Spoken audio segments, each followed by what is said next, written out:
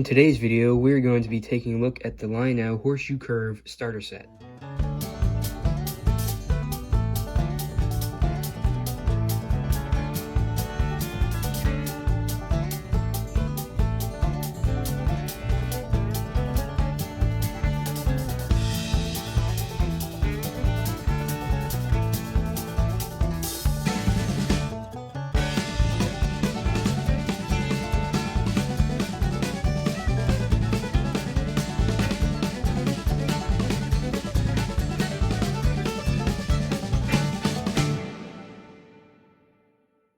As we take a look at the front of the locomotive, we can see a nicely cast-in pilot down here, a dummy coupler which cannot be swapped out because it's molded into the body of the locomotive, some nice handrails and steps up here, molded-in injectors which are on both sides, some nice front-end detail up here, and some nice rivet detail all along the smoke box door.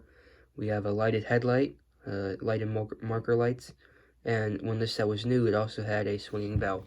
This locomotive is a Berkshire, and it's a 280 configuration, which means it has 2 lead trucks, 8 drive wheels, and 4 trailing trucks. This locomotive has nicely detailed wheels and drive gear. All of this moves. It has nice rivet detail on the firebox and along the cab. And there's nice pipe work that is molded into the boiler. There are number plates here, but there's nothing on them. As we move to the top of the locomotive, we can see that there's nice detail all along the top. We have some molded in appliances up here, some molded in safety valves and other valves up here. We have a nicely detailed sand dome with piping that goes along the side of the boiler. We have a nicely molded in steam dome and nice smokestack and water heater.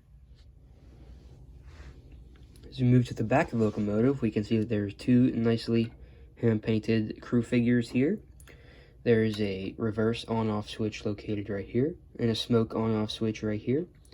This locomotive does not have a firebox glow, but it does have a molded-in firebox. And if you can see up in there, there's some nice molded-in detail up here. If we move to the top of the locomotive's cab, you can see that there's 3 vents up here. These are molded in and do not move. And there's also nice rivet detail all along the top of the cab as well. If we take a look at the locomotive's tender, you can see that there's nice rivet detail all along here. There's a nice legible Pennsylvania logo. This tender also does have nicely detailed trucks on either side. And also on the locomotive's tender and the locomotive itself, there are nice separately applied handrails.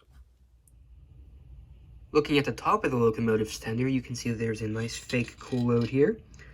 There's also nice molded-in hatches back here. And like I said before, there are molded-in handrails all through the locomotive and the locomotive's tender.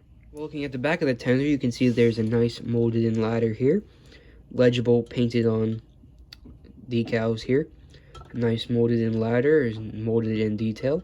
There's also a nice molded-in vent here. This locomotive also does come with a manually operated coupler. It is not an electro coupler. While the locomotive is in operation, you do get crew talk dialogue if you blow the whistle a short time.